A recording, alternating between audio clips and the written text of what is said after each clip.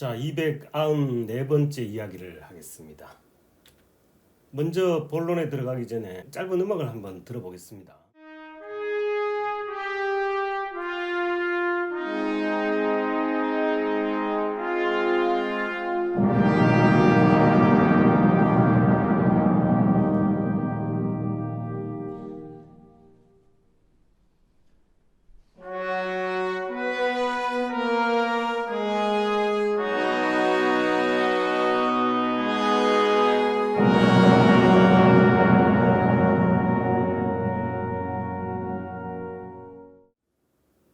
자, 들어보셨죠? 이게 아마 이 곡이 무슨 곡인지를 아시는 분은 뭐 그렇게 많지는 않겠지만 우리 귀에 너무도 익숙한 음악입니다. 이게 이제 우리나라 그 공영방송에서 뉴스 시작 전에 이제 뉴스 시그널 음악으로 굉장히 많이 썼던 거거든요. 요즘은 아니고 옛날 얘기입니다. 바로 이 음악이 뭐냐 그러면 바그너의 파르지파르라는 오페라의 서곡 중의 일부였습니다. 자, 그렇습니다. 오늘 이야기는 이제 이 바그너의 파르지파르라는 오페라를 소개해 드리도록 하겠습니다. 바그너의 성지라고 얘기하는 바이로이트 페스티벌에서 이 작품은 매년 빠지지 않고 공연되는 작품 중에 하나입니다. 심지어는 바그너 스스로가 이게 오페라가 아니고 무대 신성 축전극이라는 아주 독특한 명칭을 쓸 만큼 굉장히 성스러운 바그너의 어떤 종교관이나 사상관을 그대로 담아낸 그런 오페라라고 보시면 되겠습니다. 자, 이 오페라가 파르지팔인데 이 성배 기사를 다룬 그런 오페라가 되겠습니다. 런던 로얄 오페라 2013년 작품이고요. 런던 로얄 오페라의 살아있는 레전드 안토니오 파파노가 지휘를 맡은 작품입니다. 첫 번째 이야기를 하겠습니다. 자, 리하르트 바그너의 작품들을 한번 다시 조명해 보겠습니다. 제가 여러 번 설명을 드린 거지만 다시 한번 강조를 해드릴게요. 자, 이 전기에 해당되는 세 작품, 요정, 연애금지, 리엔지, 이 작품은 바그너 스스로도 본인의 작품임을 거부하는 별로 달가워하지 않은 그런 작품이라고 볼 수 있습니다. 그렇게 자랑스러워하지 않는 것 같아요. 그러면 이제 보통 바그너의 작품이 이제 중기 이후의 작품들을 얘기하는 건데, 우리가 이제 타노이즈라는 작품을 소개해 드릴 때 바그너 스스로가 이걸 로맨틱 오페라다, 낭만적인 오페라라고 그렇게 이름을 붙인 적이 있습니다. 그 다음에 로헨그린을 소개해 드릴 때 처음으로 이제 그 독일 악극이라는 명칭을 썼던 거고, 유도동기를 적극적으로 사용을 하던 그런 오페라였고, 후기 이후에 이제 트리스탄과 이졸데 때 이 무한선율을 정식으로 이렇게 쓰면서 후기 7작품, 그 바그너가 본인의 오페라에서 늘상 사용하는 악극이라는 거, 독일 악극, 유도동기, 무한선율을 거의 빠짐없이 그렇게 쓴 작품이라고 그렇게 보셔도 됩니다.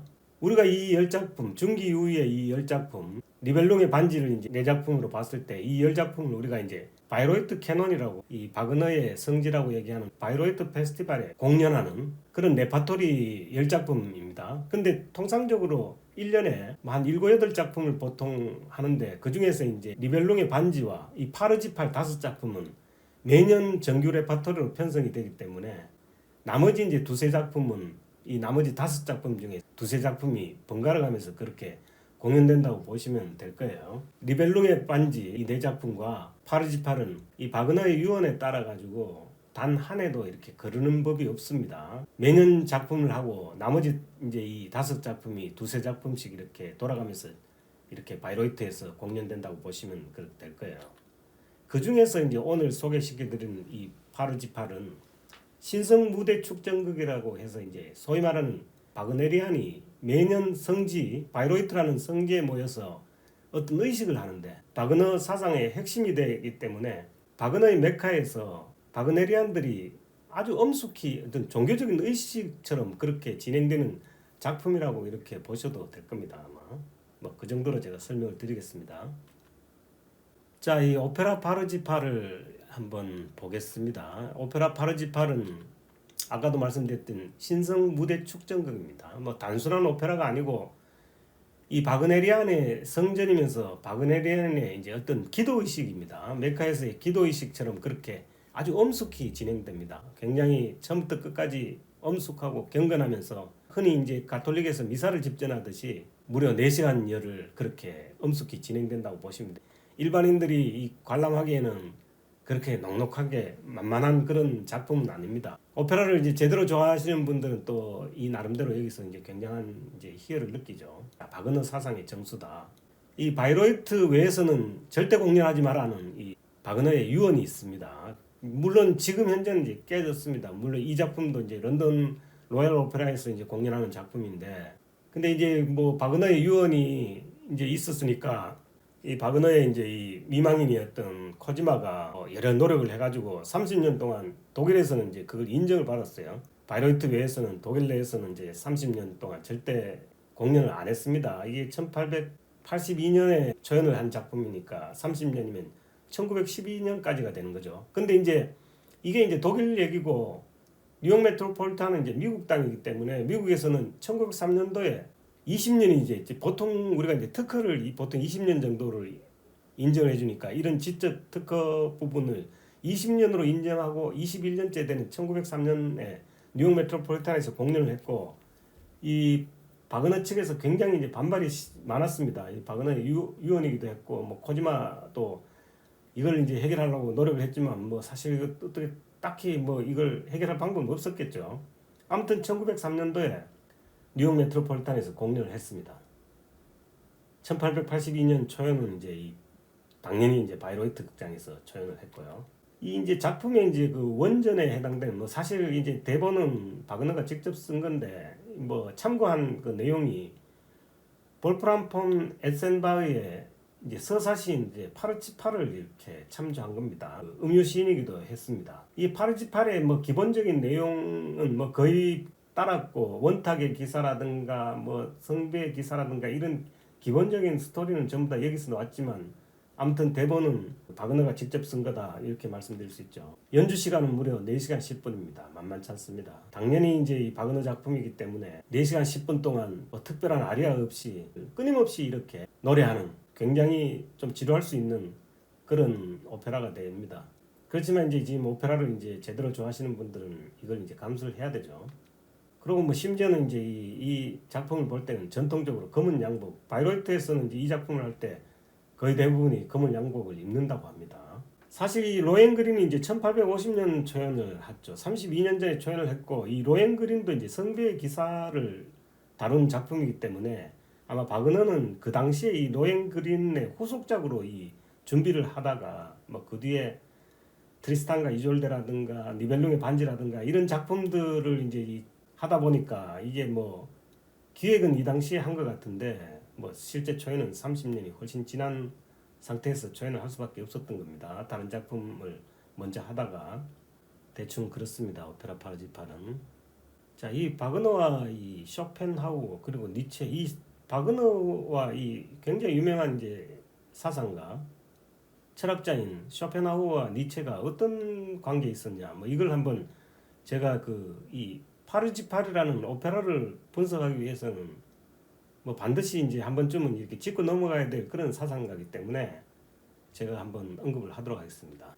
자, 이 아리투어 쇼펜하우어는 뭐 우리가 염세주의 철학자로 굉장히 잘 알려져 있죠. 그러니까 일반적인 철학자가 아닙니다. 지금 염세주의 철학자라고 또 거기다 무신론자입니다. 이 기독교나 이런 가톨릭을 굉장히 좀 배척을 하고 오히려 불교나 이런 동양 종교를 오히려 더 우위에 두는 뭐 그런 얘기도 많이 했죠. 1749년에 태어나서 1832년까지 사신 뭐 아주 위대한 철학자라고 보죠. 근데 분명한 거는 이런 철학자가 위대는 했지만 메이저는 아니었다는 거죠. 그러니까 철학의 주 사상이 아니고 다른 사람이 그렇게 흔히 얘기하지 않는 그런 얘기들을 많이 했기 때문에 굉장히 주목을 받았고, 그러다 보니까 이 주류 철학의 그 철학자는 아니었다는 거죠. 그리고 이제 그 1813년에 태어나서 1883년까지 산 음악가 바그너와 이 두 사람, 게다가 프리드리 리체라는 그 훨씬 이제 또 뒤에 1844년이니까 쇼펜하우에 비하면 거의 100년, 90여 년 이제 뒤에 태어난 이 프리드리 리체, 이 세 사람은 어떤 형태로 이렇게 엮이고 섞였을까? 오페라를 하는 사람과 철학을 하는 사람이 어떤 형태로 엮였기 때문에 이게 후세에 와서도 이런 게 계속 회자되는가 하는 부분에 대해서 제가 잠시 짚고 넘어가려고 합니다.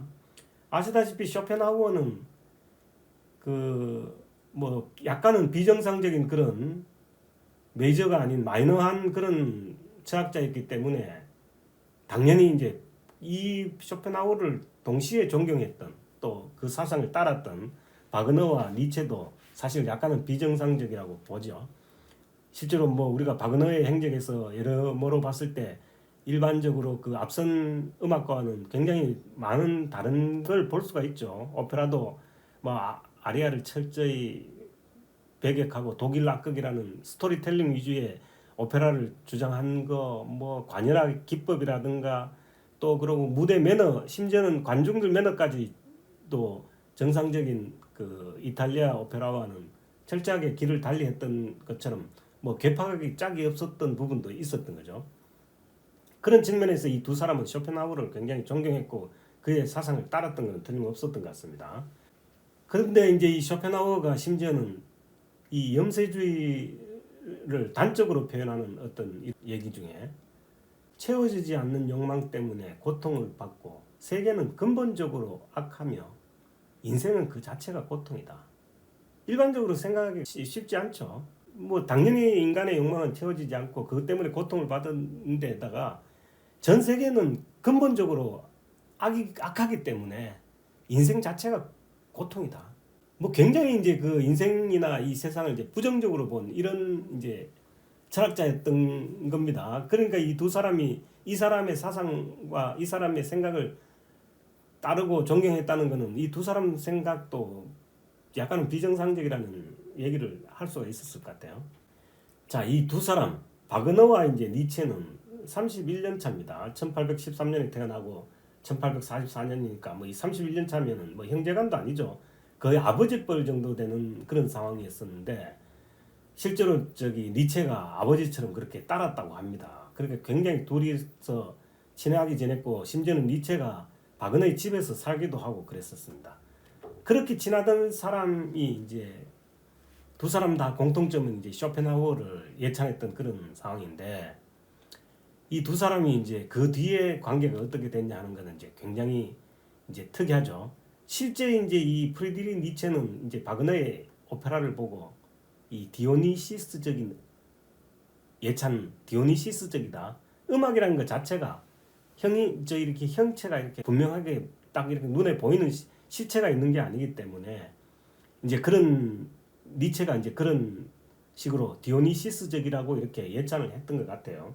특히 이제 이 작품 그 바그너의 작품 중에서 트리스탄과 이졸데가 나오고 나서 이제 이 예찬이 이제 그게 다랬던 겁니다.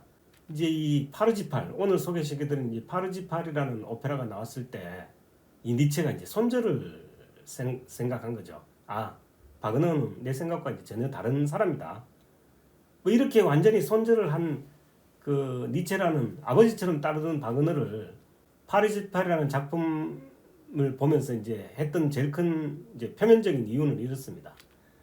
이 그리스 문화, 그러니까 이게 지금 니체는 이제 이 그리스 문화를 굉장히 고대 그리스 문화를 굉장히 높이 산 철학자였습니다. 그 바그너가 어떤 보면 이제 그 그리스 신화나 그리스 문화를 중심으로 이제 이런 사상들이 그의 작품에 이제 곳곳에 무슨하는 부분에 대해 갖고 굉장히 예찬을 했던 건데 사실 파르지팔은 이제 한편으로 보면 이 기독교로의 어떤 회의, 기독교로에 돌아가는 듯한 그런 작품이지 않습니까? 이 성배라는 거나 뭐 성배라는 것 자체가 예수의 피를 담고 예수가 최후의 만찬 때 썼던 그 술잔에 해당되는 거기 때문에 이거 뭐 기독교적으로 귀의를 했다 뭐 이런 식으로 해가지고 니체가 파르지팔이라는 작품이 나왔을 때 이제 바그너와 이제 정식으로 이제 연을 끊기로 그렇게 선언을 하는 거죠.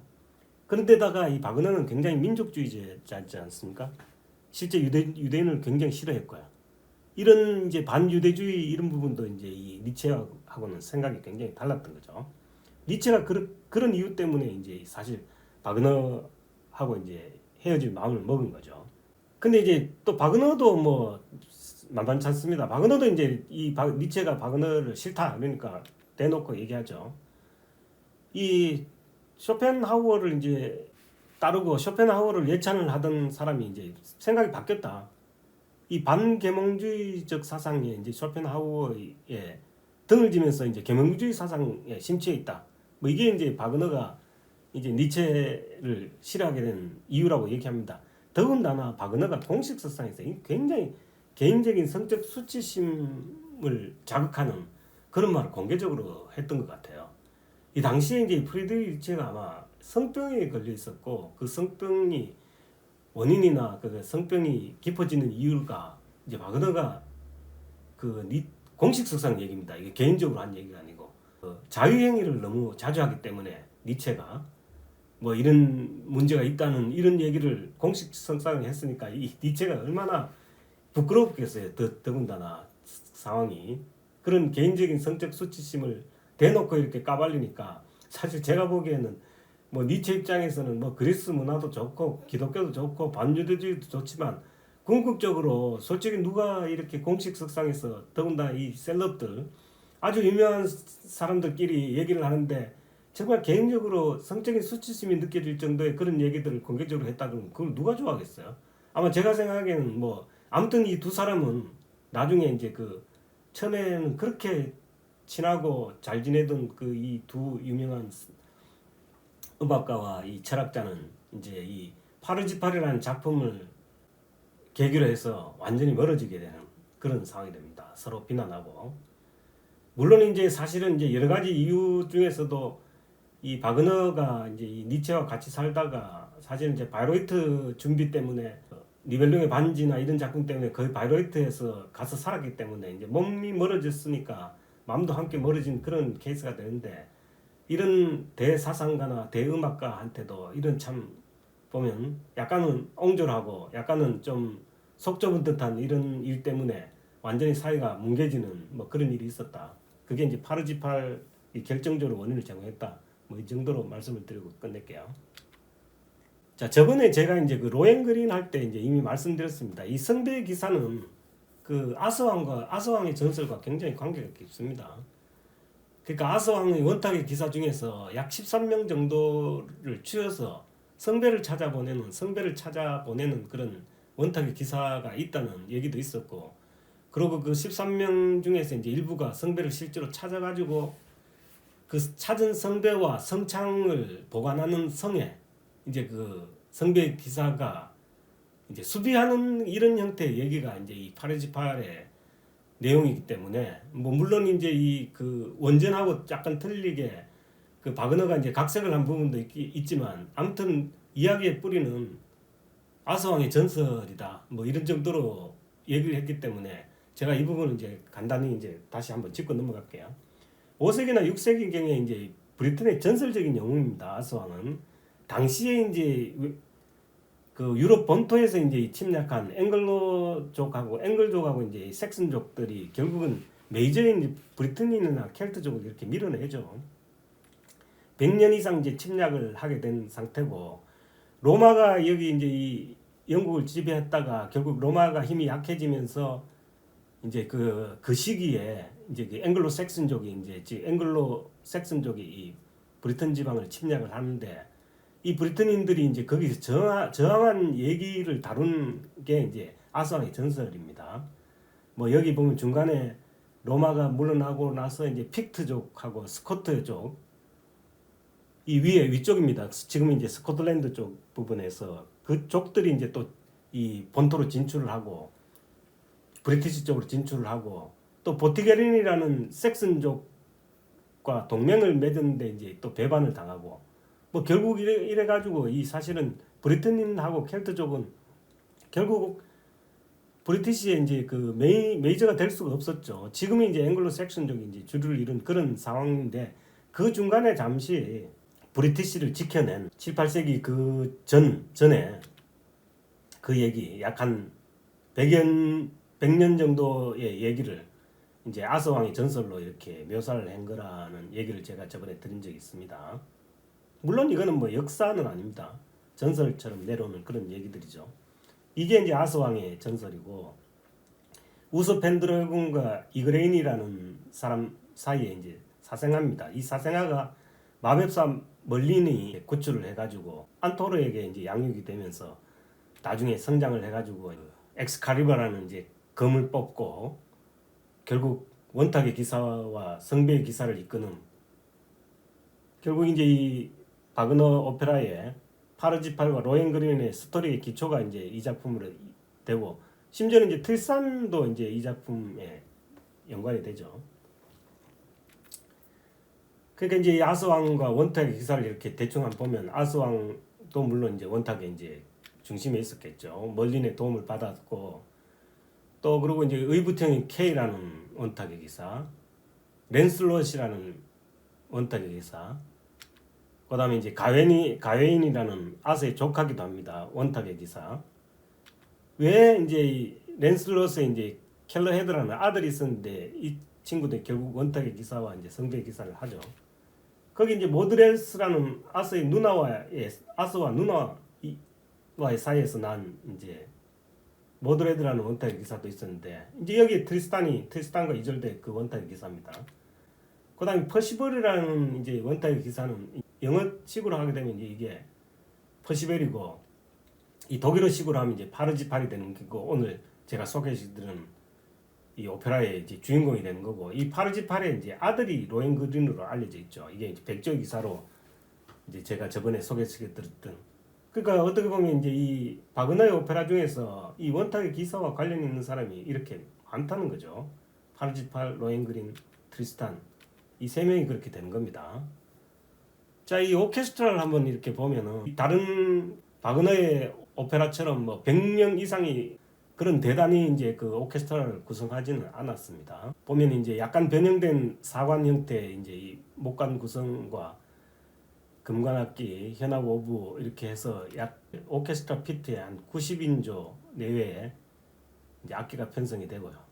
그다음에 이제 나머지 이제 그 온스테이지에서 이제 지금 한 30여 대의 이제 또 악기가 별도로 이렇게 구성이 되니까 실제 동원되는 악기는 거의 120개 정도라고 이렇게 보시면 될 것 같아요.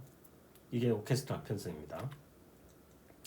자, 이 캐스팅을 보면 이제 오늘 그 타이틀롤을 맡은 파르지팔 역에는 이제 사이먼 오닐이라는 뉴질랜드 테너가 맡고, 상대 역인 이제 쿤드리 역은 이제 독일 여성입니다. 앙골라 데노케라는 이제 소프라노가 맡아서 열연을 하고요.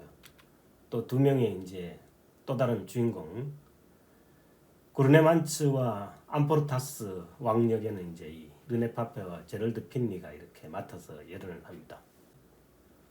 자, 이제 이 스토리를 전체적으로 보면은 이 몬살바트성이라고, 이게 이제 어떻게 보면은 뭐 바그너가 각색한 내용이기도 할 테고 어느 정도 이제 그 전설의 이야기를 이제 참고한 탓이겠지만, 이제 성배를 찾았습니다. 성배와 이제 그 예수가 죽었을 때 이제 뭐 이렇게 못 박혀서 십자가에 못 박혀 죽으면 서서히 죽게 되지 않습니까? 이 고통을 극대화시키면서 죽는 아주 극형 중에 하나인데, 결국 이제 어느 정도 시간이 흘러가지고 이제 목숨이 끊어졌나 안 끊어졌나를 확인하기 위해서 이제 창으로 이렇게 찌르고 이렇게 하는가 봐요.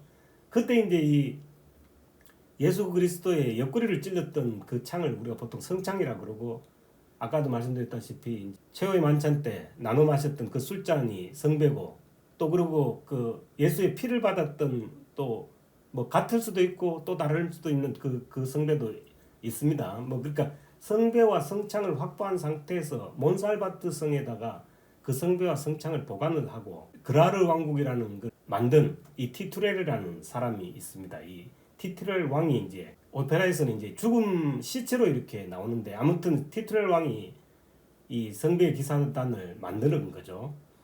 근데 이 성배 기사단을 만드는 이제 소문이 나고 하니까 이제 많은 기사들이 이제 지원을 하는데, 그 중에 마법사인 클링조르도 나도 성배 기사에 넣어달라고 이제 이 티투렐한테 부탁을 했는데, 이 클링조르가 악의 축이기 때문에 티투렐이 거절을 했습니다. 안 돼! 이랬더니 이 클링조르가 이제 삐진 거죠. 클링조르가 삐져가지고 이 성배 기사단 주변에다가 우리 요즘으로 치면 거의 홍등가, 유흥가를 만들어서 쿤들이나 이런 여성들, 쿤들을 비롯한 이런 여성들을 마법을 걸어가지고 이제 그 성배 기사단을 유혹해가지고 성배 기사단을 와해시키는 이런 이제 그 보복을 한 그런 상황입니다. 그러니까 티투레를 늙어갖고 이 아들이 이제 암포르타스에게 이제 왕위를 물려줬는데 이 암포르타스가 이제 이 클링조르를 없애버리려고 침략을 했는데 이때 이제 쿤드리가 마법에 의해서 클링조르의 마법에 의해서 암포르타스를 유혹을 하는 그런 상황에 성창을 빼앗기게 되고 그 성창에 의해 가지고 옆구리를 찔리게 됩니다. 그러니까 씻을 수 없는 치명적인 이제 상처를 입고 결국 상황이 이제 그런 식으로 전개가 되는 겁니다. 오페라는 이미 이제 씻을 수 없는 병에 걸린 암포르타스 왕은 이미 지금 몸져 누워 있는 상태고 뭐 어떤 약을 써도 지금 치유가 안 되는 그런 상황에서 이제 암포르타스를 고칠 수 있는 유일한 일은 굉장히 순진무구하고 깨끗한 이런 기사가 나타나 가지고 결국 암포르타스를 치유할 수 있다는 그런 계시가 지금 있는 상태죠. 그게 이제 이 오페라의 핵심적인 이제 스토리의 전개입니다. 결국 파르지팔이라는 순진무구한 아무것도 모르는 그런 바보 같은 청년이 결국 나타나게 되는데 과연 그 사람이 이제 이 암포르타스의 병을 이 구원을 할 수 있느냐 없느냐 하는 부분이 이 오페라의 이제 이 핵심적인 스토리 전개가 되는 거죠. 그런 상태에서 이제 이 이야기를 끌어나가는 게 이제 구르네만츠라는 이제 노기사입니다. 성배 기사단의 늙은 기사인데 이 사람이 결국 암포르타스 왕을 이제 고쳐주기 위해 가지고 과연 이제 파르지팔이 우리가 찾는 그 순진무구하고 청정무구한 그런 순수한 청년이냐 아니냐를 이제 계속 확인해 가는 그런 과정이 이제 오페라에 그대로 이제 묻어 나오는 거죠. 그러니까 이 파르지팔이라는 이 순진무구한 젊은이가 이제 나타납니다. 이 왕이 이제 몸을 씻는 그 연못 근방에서 해서는 안 될 그런 사냥을 하면서 이제 백조를 죽이면서 이제 처음 등장을 하게 되는데 이 파르지팔이 이렇게 세상에 연이 없이 세상 물정을 모르고 이렇게 순진무구한 바보처럼 이렇게 자라게 된 그런 이유는 그 엄마가 이제 헤르첼라이데라는 사람이 있는데 남편이 감네트입니다. 감네트가 이제 전장에서 기사로서 전장에서 이 죽음을 당하기 때문에 자기 아들은 결국은 이제 전쟁이나 이런 데 보내서 그런 또 슬픔을 다시 당하지 않기 위해서 이 애를 데리고 이렇게 산속에서 아무도 접하지 않고 정말 때묻지 않는 그런 상태로 뭐 그 좋게 얘기하면 때묻지 않는 순수한 청년으로 자란 거고 나쁘게 얘기하면 뭐 세상 물정 모르는 바보 천치처럼 그렇게 이제 애를 키웠던 거죠.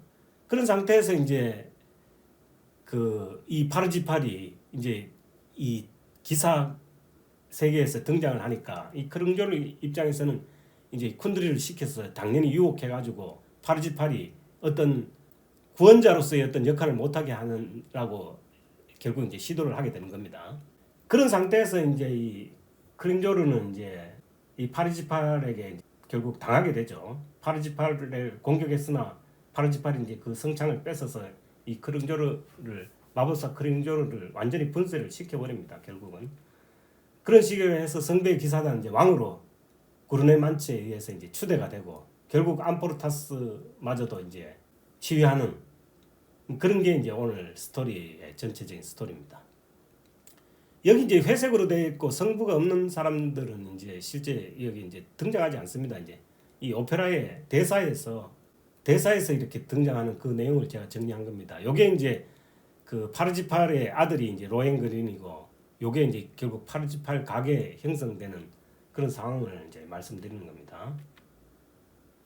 자, 연출은 이 스티븐 랭그리시라는 이제 이 영국 분이 지금 했고 이분은 지금 이제 오페라 감독인데 지금 현재는 이제 그라인드본 페스티벌의 음악 감독을 맡고 있는 아주 역량 있는 분이시죠.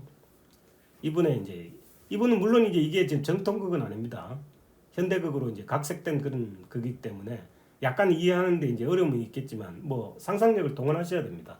이걸 이제 과거의 그 성배 기사나 원탁의 기사가 어떤 의상을 입고 어떤 행동을 했는지를 그걸 이제 상상을 하셔야 돼요. 전부 다 지금 양복 입고 나오고 일반 의상들을 입고 나오기 때문에 이제 막 그런 부분에서 어떤 공감의 이런 능력이 떨어질 수 있지만 이제 상상력을 동원하셔야 되죠. 자, 우선 이제 파르지팔의 공식 트레일러 영상, 런던 로얄 오페라의 공식 트레일러 영상을 한번 보겠습니다.